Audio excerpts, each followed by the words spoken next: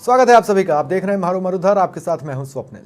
दिल्ली में कांग्रेस सीईसी की बैठक हुई।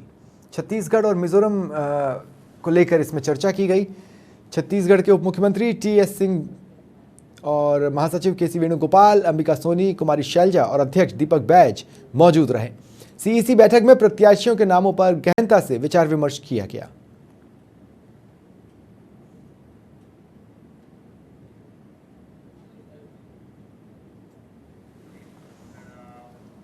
और दिल्ली में जलदाय मंत्री महेश जोशी दौरे पर हैं। मधुसूदन मिस्त्री से उन्होंने आज मुलाकात की। मुलाकात के बाद महेश जोशी ने कहा कि कांग्रेस की सरकार बहुमत के साथ फिर बनने जा रही है। कांग्रेस सरकार की योजनाओं से जनता खुश है। उन्होंने भाजपा पर भी निशाना साधा। कहा भाजपा बौखलाई हुई है, उनके पास उम्मीदवार नहीं है। राजस्थान में कांग्रेस की सरकार रिपीट हो रही है, अच्छे बहुमत के साथ रिपीट हो रही है। एक माहौल है कांग्रेस के पक्ष में। कांग्रेस ने जो काम किए हैं, मुख्यमंत्री अशोक गहलोत जी की जो योजनाएं हैं, जो आज पूरे देश में और कहीं कहीं विदेशों में भी चर्चा का विषय है, उन योजनाओं को आधार बनाकर हम चुनाव में जा रहे हैं। भारतीय जनता पार्टी बौखलाई हुई है। भारतीय जनता पार्टी की एक तरीके से नैतिक हार है। जो दावा करते थे कि हम जीते हुए हैं, कांग्रेस को ऐसा कर देंगे वैसा कर देंगे, उनको अपने एमपीज को चुनाव में उतारना पड़ता है। आप बताइए, अगर उनके पास उम्मीदवार नहीं है, उनके पास में उनको अपने एमपीज को उतारना पड़ रहा है। एमपीज का उनके इलाकों में विरोध हो रहा है। नोहर में कांग्रेस बूथ कार्यकर्ता सम्मेलन का आयोजन हुआ। रमा मैरिज पैलेस में आयोजन किया गया। लोकसभा के चूरू प्रभारी राजपाल खरोला ने संबोधित किया। कार्यकर्ताओं से चुनावी तैयारी में जुटने का आह्वान किया। कहा फिर से राजस्थान में कांग्रेस सरकार बनेगी। इधर भाजपा पर ओछी राजनीति का आरोप लगाया।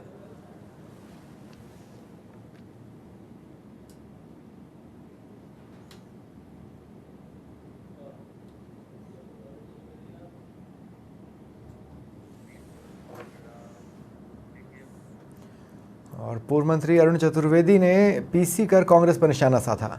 कहा बिजली बिल और पट्टों से सीएम की फोटो हटाई जाए। भाजपा ने आचार संहिता के तहत ये मांग उठाई। उन्होंने आगे कहा कि आचार संहिता में बोर्ड के गठन का भी हम विरोध करते हैं। सदस्यों की नियुक्ति और तबादला सूची का भी विरोध है।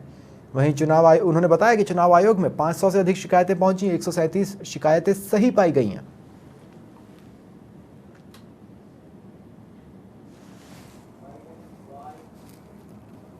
चुनाव आयोग ने 5 राज्यों के चुनाव की घोषणा की और उसके बाद आचार संहिता तुरंत लागू हुई। लेकिन राजस्थान की सरकार जो लगातार पिछले 4 महीने से सरकार जाने के भय के कारण से लगातार ट्रांसफ़र, अलग अलग प्रकार की घोषणाएं, प्रलोभन देने के जितने भी तरीके हैं, ऐसा लगा कि उस दिन 9 तारीख को ही सारे काम करके उसके माध्यम से अपने सरकार को बचा सकते हैं। ताड़म तोड़ उन्होंने घोषणाएं करके आचार संहिता की उल्लंघन का पूरे दिन में व्यस्त रखा। पाली में केंद्रीय मंत्री कैलाश चौधरी पहुंचे। भाजपा पदाधिकारियों की बैठक ली। आगामी विधानसभा चुनावों पर चर्चा की। साथ ही संगठनात्मक मुद्दों पर भी बातचीत हुई। रोटरी क्लब में वो मीडिया से रूबरू हुए और राज्य सरकार पर निशाना साधा। कहा अपराध और भ्रष्टाचार में कई गुना बढ़ोतरी हुई है।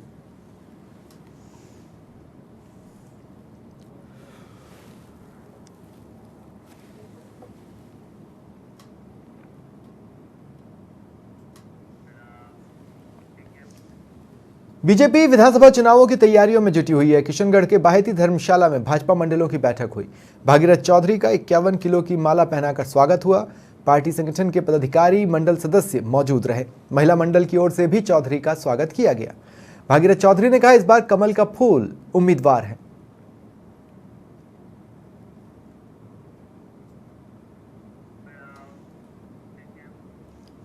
और जयपुर से खबर है, श्री प्रताप फाउंडेशन ने ट्विटर पर एक खत लिखा है। भाजपा के 41 उम्मीदवारों की सूची को लेकर यह खत लिखा गया। राजपूत समाज की अनदेखी का इस खत में आरोप लगाया गया है। डूंगरगढ़, केकड़ी, मांडल, सहाड़ा, कोटपुतली और किशनगढ़ से राजपूत समाज के नेता दावेदारी कर रहे हैं। इन सभी विधानसभा सीटों पर समाज की उपेक्षा का आरोप लगाया गया।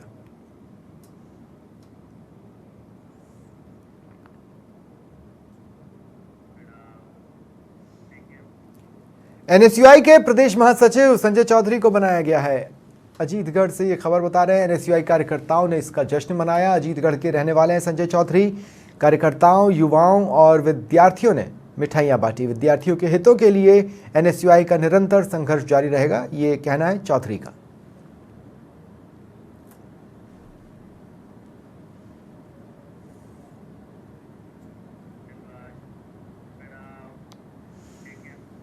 श्रीगंगानगर और अनूपगढ़ में पुलिस की बड़ी कार्रवाई। अपराधियों के खिलाफ संयुक्त रूप से बड़ा एक्शन लिया गया।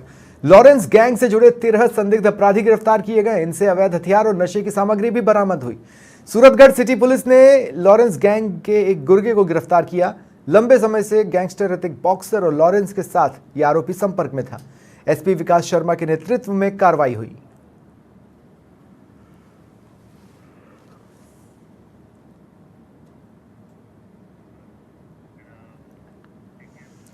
बूंदी में अवैध मादक पदार्थों पर बड़ी कार्रवाई हुई। 2 आरोपी गिरफ्तार किए गए। 23.500 किलो गांजा बरामद हुआ। किशोरपुरा टोल प्लाजा पर नाकाबंदी के दौरान ये कार्रवाई की गई।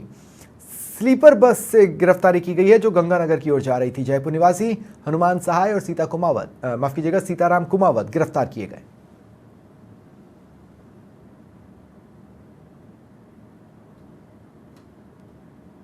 आगामी विधानसभा चुनावों को देखते हुए लगातार शराब माफिया और जो अवैध मादक पदार्थ का धंधा करते हैं उनके खिलाफ कार्रवाई करी जा रही है। उसी के तहत हमारी जो फ्लाइंग स्क्वाड है और एनसीबी टीम ने मिलकर किशोरपुरा टोल पे ये गंगानगर स्लीपर बस जा रही थी जिससे 23 किलो गांजा पकड़ा है, जिसमें 2 आरोपियों को गिरफ्तार कर लिया गया। उनसे पूछताछ कर रहे हैं कि वो कहाँ से ये माल लेके आए, किसको सप्लाई करने वाले थे। तो इसमें आगे की चेन जो है उस पर काम करा जा रहा है और उन जो संगठित अपराध इसमें शामिल हैं, अपराधी बड़े लेवल, उनको भी गिरफ्तार किया जाएगा ताकि बूंदी जिले में बिल्कुल शांतिपूर्ण और निष्पक्ष चुनाव कराए। बहरोड से खबर है, हत्या के बाद युवक का शव पेड़ पर लटकाए जाने के मामले में 3 महिलाओं समेत 5 लोग गिरफ्तार किए गए।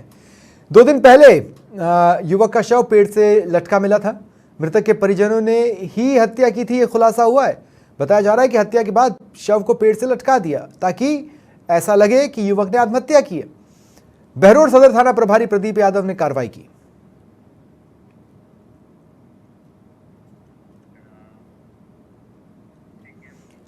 गंगापुर सिटी से खबर, उदई थाना पुलिस ने कई ब्रांड के 1910 किलो अवैध पटाखे जब्त किए। विस्फोटक अधिनियम के तहत कार्रवाई की गई। 2 आरोपी गिरफ्तार हुए। देवांशु होटल वाली गली में कार्रवाई हुई।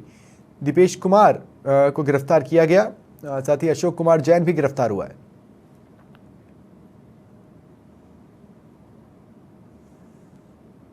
करीब वजन 2000 किलो केजी वजन है जो अवैध पटाखे का गोदाम था, जिसकी सूचना पुलिस को प्राप्त हुई, जिसे मतलब कार्रवाई करते हुए और इसके दौरान 2 व्यक्तियों को, दीपेश कुमार और अशोक कुमार को हिरासत में लिया गया। ये कहाँ से गिरफ्तार किया गया है सर इनको? ये माल और मुलजिमों को देवांशु होटल वाली गली के एक मकान के नीचे। झुंझुनू के सिंघाना में अवैध हथियार के साथ एक आरोपी गिरफ्तार किया गया। नारेडा निवासी आरोपी राहुल उर्फ रोमियो को सलाखों के पीछे पहुंचाया गया है।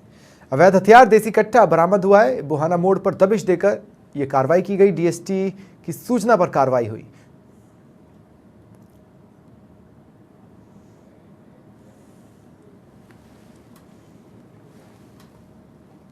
डीएसटी प्रभारी को सूचना मिली कि एक बोलेरो गाड़ी में कुछ बदमाश हथियार के साथ आ रहे हैं, जिस पर उनके साथ में बुहाना मोड़ पर नाकाबंदी की गई। तो एक बोलेरो गाड़ी आई जिसको चेक किया गया तो उसमें एक व्यक्ति के पास एक देसी कट्टा और 2 राउंड मिले, जिस पर कार्रवाई की गई। जयपुर में बदमाशों का आतंक है। स्कूटी पर रखा 8 लाख की नकदी से भरा बैग चोरी हो गया। परिवादी स्कूटी खड़ी कर मेडिकल शॉप पर दवाई खरीदने गया था। पीछे से अज्ञात चोरों ने नकदी से भरा बैग चुरा लिया। माणक चौक थाना इलाके में रतन मेडिकल शॉप पर यह घटना हुई। परिवादी प्रेमचंद शर्मा ने एफआईआर करवाई है। पुलिस सीसीटीवी फुटेज के आधार पर चोरों को तलाश रही है।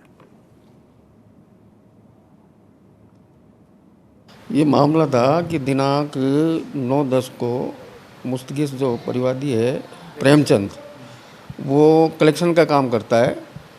तो उसने करीब 8,03,000 कुछ रुपए थे, वो कलेक्शन करके लेकर आया था।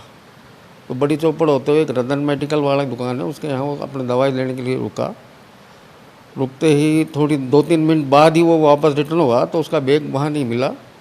सीसीटीवी फुटेज और घटनास्थल का इसका हम निरीक्षण कर रहे हैं, देख रहे हैं। उसमें एक सीसीटीवी फुटेज में आया है कि 2 व्यक्ति मोटरसाइकिल से आए और एक व्यक्ति मोटरसाइकिल से उतरा और उसमें बैग निकाल के ले जाता हुआ नजर आया। तफ्तीश जारी है। अलवर से खबर है, जलदाय विभाग के कार्यालय में धरना दिया गया। पानी की बोरिंग पर बिजली कनेक्शन की मांग है। स्कीम नंबर 2 स्थित जलदाय विभाग कार्यालय में धरना दिया गया। स्थानीय लोगों के साथ पार्षद सतीश यादव भी धरने पर बैठे। कनिष्ठ अभियंता मोहित सिंह ने आश्वासन दिया कि 2 से 3 दिन में बिजली कनेक्शन हो जाएगा।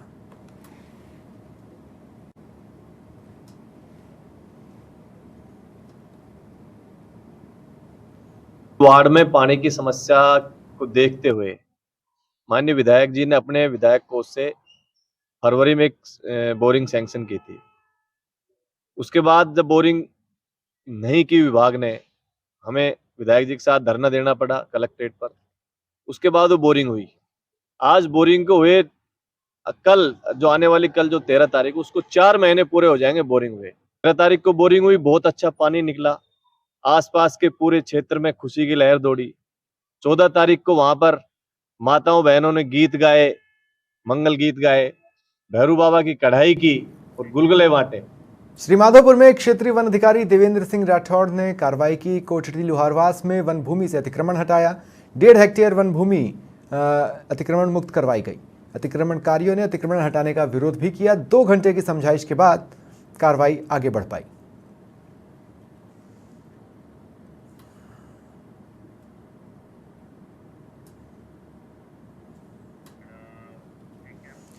उदयपुरवाटी में रिटर्निंग अधिकारी ने बूथों का निरीक्षण किया। कल्पित शिवरान रिटर्निंग अधिकारी हैं। क्षेत्र के संवेदनशील बूथों का निरीक्षण उनके द्वारा किया गया। चुनाव कार्यों को लेकर गुढ़ागौड़जी तहसील परिसर में एक बैठक भी की, जिसमें आदर्श आचार संहिता की पालना के निर्देश दिए गए। उन्होंने हिदायत दी कि बिना अनुमति के मुख्यालय न छोड़ा जाए।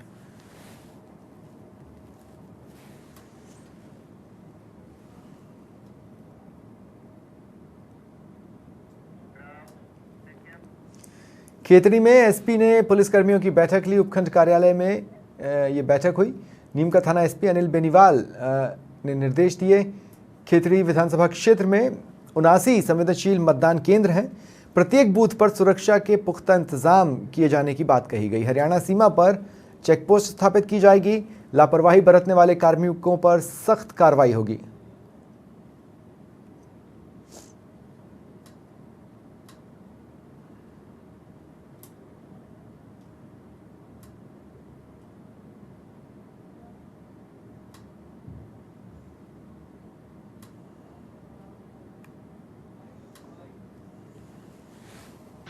ये अभी खेतड़ी विधानसभा के जो भी अपने संवेदनशील क्रिटिकल बूथ हैं उनका हम लोग दौरा कर रहे हैं और टोटल 79 क्रिटिकल बूथ हैं, जिनमें से 50 के आसपास बूथ में देख चुका हूँ। बाकी जो बचे हुए हैं उनको आज शाम तक हम लोग कंप्लीट करेंगे और बाकी और जो चुनाव की दृष्टि से देखते हुए जो भी हमारे नाका पॉइंट्स हैं, चेक पॉइंट्स हैं, उन पर क्या क्या कार्रवाई करनी है, इसके लिए सीओ, एसडीएम, एसएचओ सबके साथ मीटिंग ले ली गई है और जो भी चुनाव आयोग की गाइडलाइंस है उनकी पालना कराने की 100% हम लोग लगे हुए हैं और एक बहुत अच्छा फेयर चुनाव हो, कहीं किसी प्रकार की दिक्कत नहीं हो, इसके लिए सारी चीज़ें, सारी व्यवस्थाएं सुनिश्चित की जाएगी।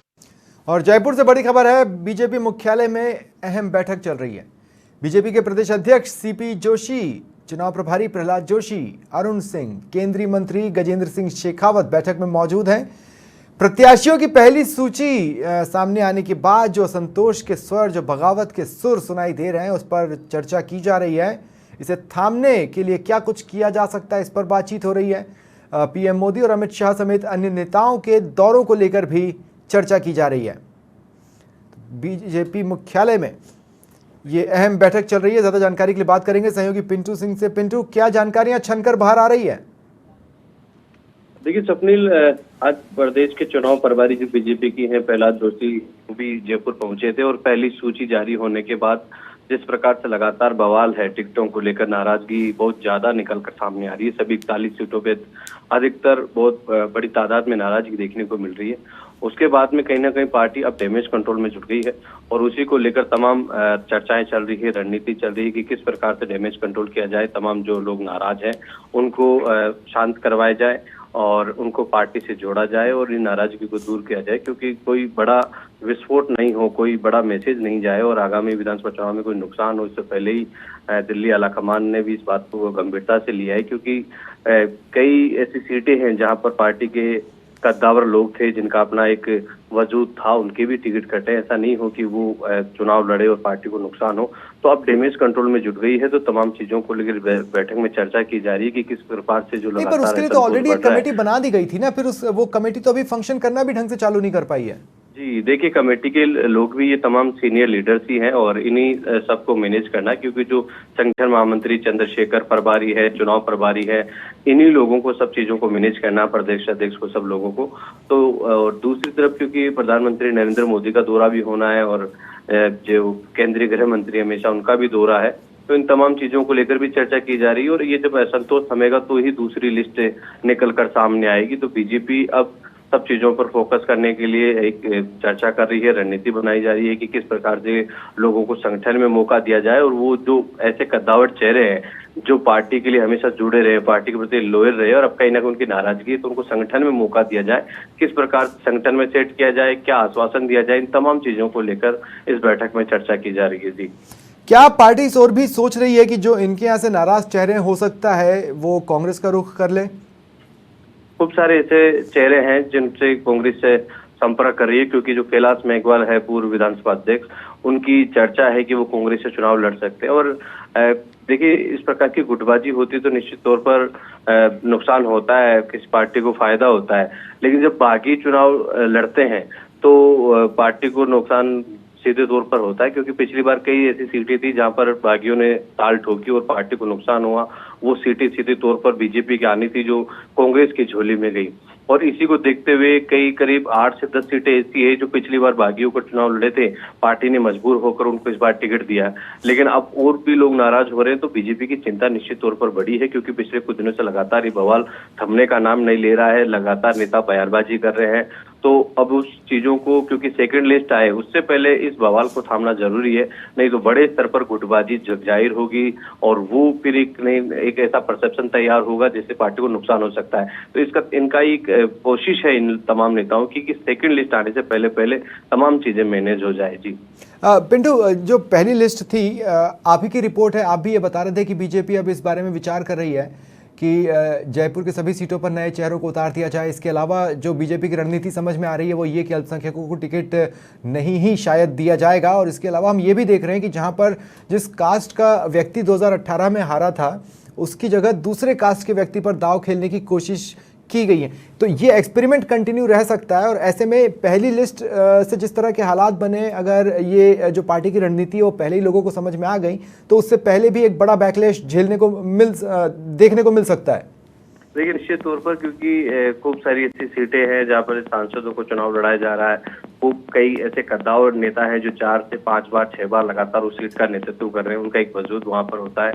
तो नाराजगी निश्चित तौर पर इन सब चीजों को लेकर बढ़ती है।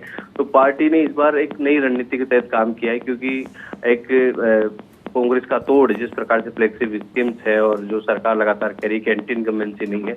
और पिछले कुछ दिनों से अगर हम कई राज्यों के चुनाव को देखें, चाहे गुजरात का जिक्र करें, गुजरात फॉर्मूला अगर देखा जाए तो गुजरात फॉर्मूला में यही चीजें देखने को मिली थी। जो कई कद्दावर नेता थे, मौजूदा उप मुख्यमंत्री थे, मुख्यमंत्री थे, उन लोगों को टिकट नहीं दिए गए और नए चेहरे को मौका दिया गया। वही स्थिति राजस्थान में अब देखने को मिल रही कि जो ऐसे पुराने चेहरे हैं, बड़े चेहरे लगातार चुनाव लड़ रहे हैं, उनकी जगह रिप्लेस किया जा रहा है, नई चेहरे को आगे लाया जा रहा है। और ये तो स्वाभाविक है। बीजेपी में अगर हम पिछले 6 साल की बात करें, पिछले करीब 8-9 साल की बात करें तो 8-9 साल में एक नई जनरेशन बीजेपी की लीडरशिप में आई है। एक सेकंड जनरेशन जो कहते हैं सेकंड लाइन, उस सेकंड लाइन को लीडरशिप मिली है। तो वो लीडरशिप के साथ साथ ग्राउंड लेवल पर भी देखने को मिलेगी कि जब नेतृत्व नए चेहरे कर रहे हैं तो विधायक या सांसद भी नए चेहरे देखने को मिलेंगे। ये उसी तौर पर ये पूरी रणनीति चल रही है। जी ठीक है, अमित शाह और पीएम मोदी, इनके दौरों को लेकर किस तरह का विचार विमर्श किया जा रहा है? देखिए, नरेंद्र मोदी का दौरा 23 अक्टूबर को मानकर चला जा रहा है कि जो पूर्व मुख्यमंत्री और उपराष्ट्रपति रहे भैरव सिंह शेखावत, उनकी जन्म शताब्दी वर्ष है और पार्टी इसको लगातार बढ़ा रही है। पीएम मोदी भी बार बार जिक्र करते हैं जब भी किसी रैली में आते, भैरव सिंह शेखावत का नाम लेते हैं। और अभी थोड़े दिन पहले भी खातरेवास में कार्यक्रम हुआ था। अब उनकी जन्म शताब्दी पर एक बड़ा कार्यक्रम करने की तैयारी कर रही है पार्टी, उसमें पीएम मोदी का आने की तैयारी है। हालांकि आधिकारिक तौर पर उनका कार्यक्रम जारी नहीं हुआ है, लेकिन संभावना जताई जा रही पार्टी इस दोहरी को लेकर तमाम तैयारियां भी कर रही है कि पीएम मोदी इसमें शामिल हो सकते हैं। और अमित शाह की दोहरी को लेकर भी पार्टी के नेता बोलने को तैयार नहीं है, लेकिन संभवतः मानकर चला जा रहा है कि 14 तारीख को अमित शाह जयपुर दौरे पर रहेंगे। तमाम जो कमेटियां हैं, कोर ग्रुप के लीडर्स हैं, उनकी बैठक वो लेने वाला है। जी चलिए, शुक्रिया, बहुत बहुत शुक्रिया पिंटू, आप नजर बनाए रखें।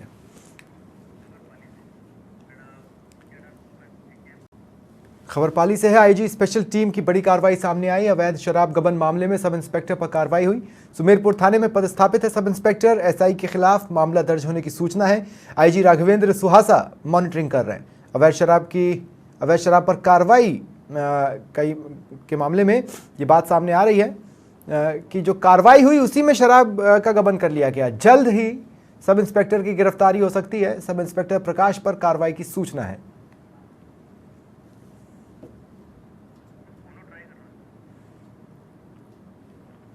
तो आईजी स्पेशल टीम की ये बड़ी कार्रवाई सामने आई है। ये बड़ी खबर इस वक्त की आपको बता रहे हैं पाली से।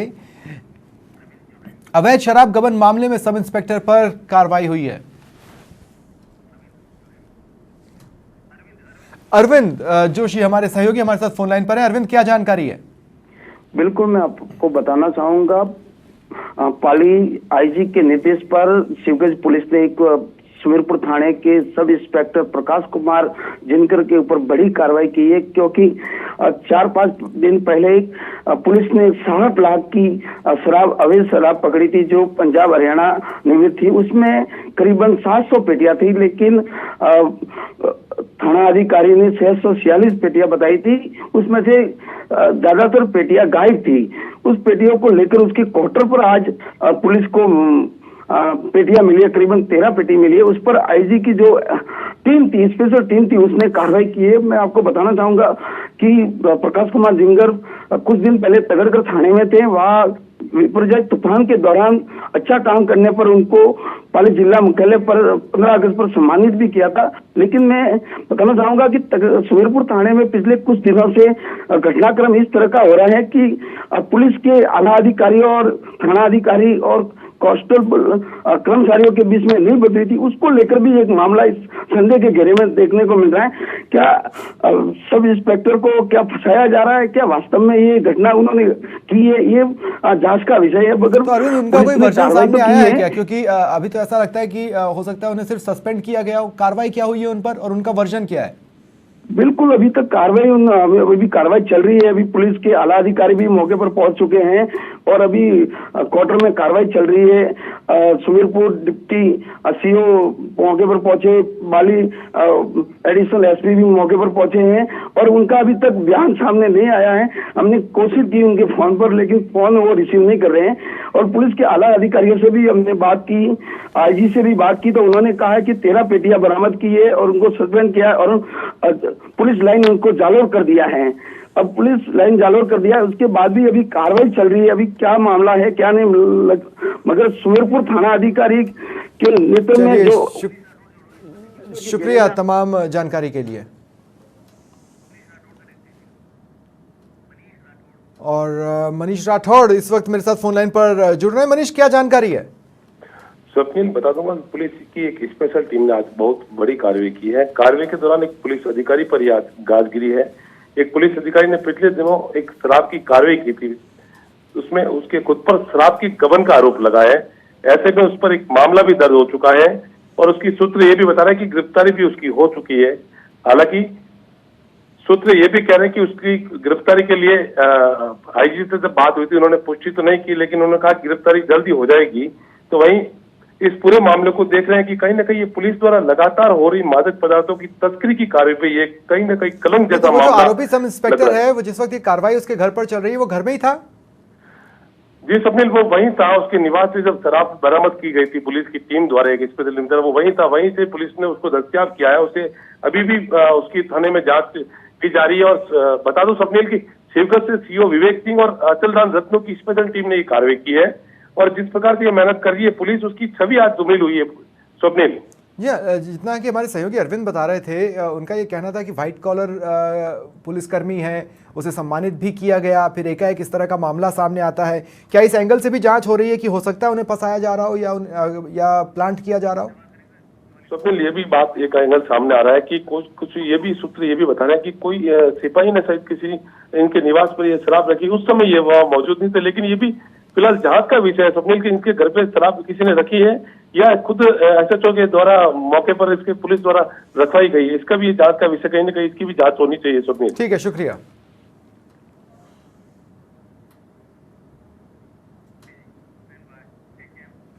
उदयपुर से बड़ी खबर है। देर रात पहाड़ों पर कटाई जारी है। पहाड़ों पर भारी मात्रा में अवैध खनन हो रहा है। डाकन कोटाराम में रात के अंधेरे में पहाड़ियां कट रही हैं। जिला कलेक्टर, यूआईटी और माइनिंग विभाग में कई बार शिकायत की गई, लेकिन शिकायत के बाद असर दिखा। दिन में पहाड़ों की कटाई बंद थी, लेकिन रात होते ही फिर पहाड़ कटने शुरू हो गए। क्षेत्रवासियों ने पहले भी कई बार शिकायत की है। विभागीय मिलीभगत की बात भी कही जा रही है। ज्यादा जानकारी के लिए बात करेंगे सहयोगी रवि मल्होत्रा से। रवि, क्या जानकारी है? देखिए, ये जो डाकन कोटला की पहाड़ियां हैं जो सविना थाना इलाके में आती है, वहां पर देर रात जो है कटाई का मामला आया है।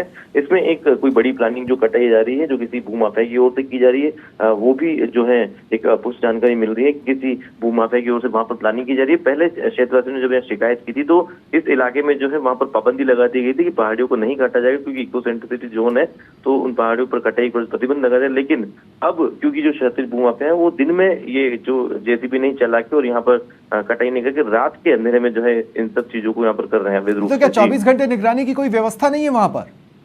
नहीं, देखिए, क्योंकि ये जो इलाका है वो पहाड़ी इलाका है और जिस तरीके से जो आबादी क्षेत्र से थोड़ा दूर का जो इलाका है, क्योंकि वहाँ पे नई जो है प्लानिंग बनाई जा रही है और वहाँ पर जो है इस तरह से जो है पेड़ों को काटकर समतल किया जा रहा है और वहाँ पर बड़ी प्लानिंग बनाई जा रही है, तो इसलिए वो थोड़ा सा दूर इलाका, तो वहाँ पर 24 घंटे निगरानी जो है नहीं की जा रही है। लेकिन क्योंकि वहाँ उस क्षेत्र में जो है कटाई को पाबंद कर दिया था। इसके अलावा भी उदयपुर में कुछ 2 दिन पहले जो है और भी एक कालारोही के पहाड़ है, वहाँ पर इस तरह की शिकायत मिली थी। वहाँ के भी वीडियो जो है सामने आया था। रात को वहाँ पर भी जेसीबी चला, तो लगभग उदयपुर की कई जो पहाड़ियां हैं वो धीरे धीरे लोग जो है के इसमें बिल्कुल उनकी नजर में है और वो धीरे धीरे जो है वहां पर उनको कटाई करते जा रहे हैं। जी, तो विभागीय कार्य प्रणाली को ऐसे लोग बहुत अच्छे से समझते हैं, इसीलिए तो वो ये प्लानिंग कर रहे हैं कि दिन के वक्त जब निगाह रखी जा सकती है, शांत बैठो और रात में इस गोरख धंधे को अंजाम दो।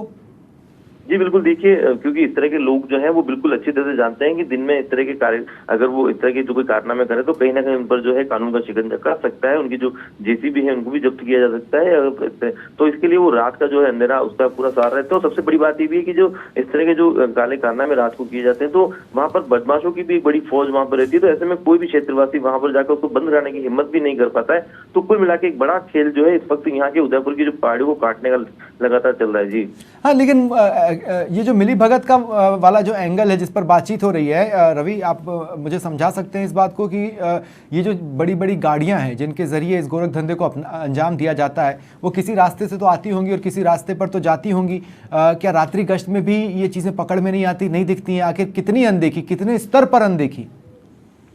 देखिए, बिल्कुल जिस तरीके से इन गाड़ियों को जो है वहां पर मौके पे पहुंचाने के लिए पहले जो है जो ट्रोले होते हैं उनके ऊपर चढ़ा के उनको पहुंचा दिया जाता है, ताकि जिस तरह से या तो इनमें कुछ खराबी बताई जाती है, इसके बाद इनको किसी बड़े जो वर्कशॉप है वहां पर पहुंचाने की बात बताई जाती है। उसके बाद में इनको जो पहाड़ी क्षेत्र का जो इलाका है उसके आसपास में उतार कर जो जहाँ पर इनको खुदाई करनी है या इनको कटाई करनी है वहां पहुंचा दिया जाता है। तो कहीं ना कहीं हर तरह का जो रास्ता जो है भूमाफिया निकाल कर रखते हैं कि कहीं ना कहीं ये जो है जो पुलिस की नजर में भी ना आए, अगर कहीं पर नाकाबंदी है तो उसकी नजर में ना है, क्योंकि जहां जहां पर भी कानून बने तो उसमें निकलने के जो रास्ते हैं वो इस तरह के लोग पहले से ही तलाश के रखते हैं और कहीं ना कहीं। चलिए, शुक्रिया रवि तमाम जानकारी के लिए। फिलहाल इतना ही, नमस्कार।